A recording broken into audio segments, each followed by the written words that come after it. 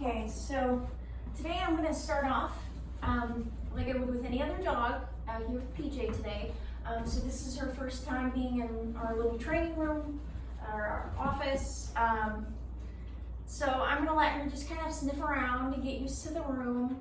She's already been kind of smelling around while I'm setting up the camera and everything. So the idea is I really just want to give you a full picture of what a training session looks like between me and her. So every time you're in an environment, it's definitely good to let her smell and get a feel and let her get comfortable before you start asking for any new behaviors, especially while she's still in kind of that in-depth training and you know she hasn't mastered everything yet. So what I'm going to start doing is capturing behaviors that I like to see. And capturing really just means just clicking and treating her for things that I like that she's doing. Doing all on her own, that is. So the clicker is kind of my way to communicate to her that I see something that I like. So with the click, I can click the exact moment in time that she does something awesome. So for example, let's say she sits as her butt is hitting the ground and clicking. And then each time I click, I give her a treat. So that's every single time. I think of the clicker kind of like a contract. Every time I click, the dog's got to get a treat.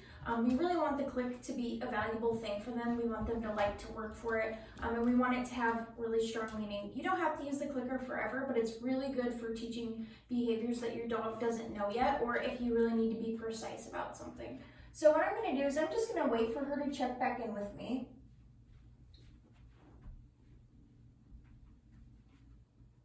She found a toy. So as soon as she looks at me, I click. She doesn't know what the click means yet.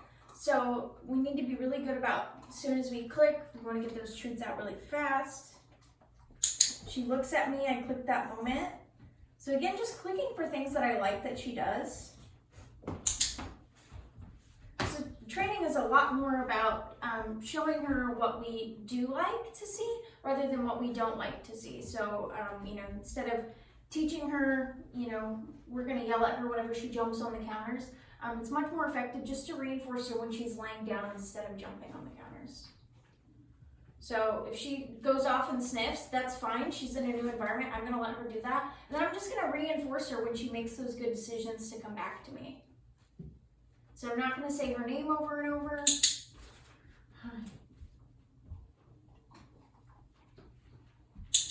She lays down, I'm going to click that. You are the cutest. You're the cutest. What are you doing? Huh? What are you doing? You're so sweet. You're so sweet.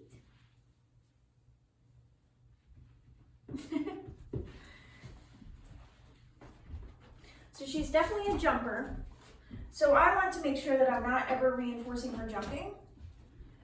Even if I do it accidentally, right? So a lot of times dogs find it reinforcing to look at them or to, you know, a lot of times I see people push their dog away when their dog jumps up. That's actually still reinforcing to them because the idea of jumping is just to let you know that they want attention. So if you're pushing them away, it's still negative attention. So they're still going to be reinforced for jumping.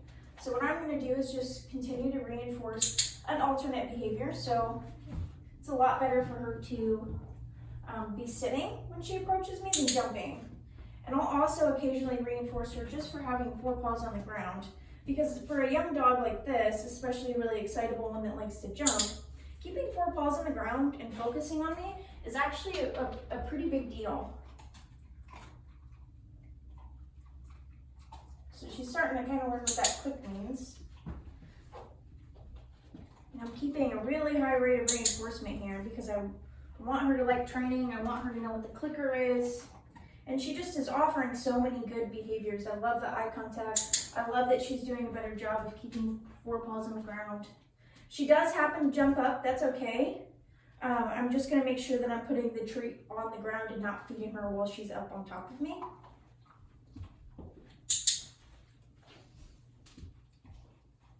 And I'm just clicking and treating her and feeding her her kibble.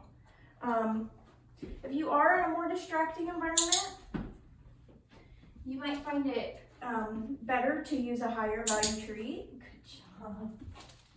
to use a higher value treat like that chicken that you brought me.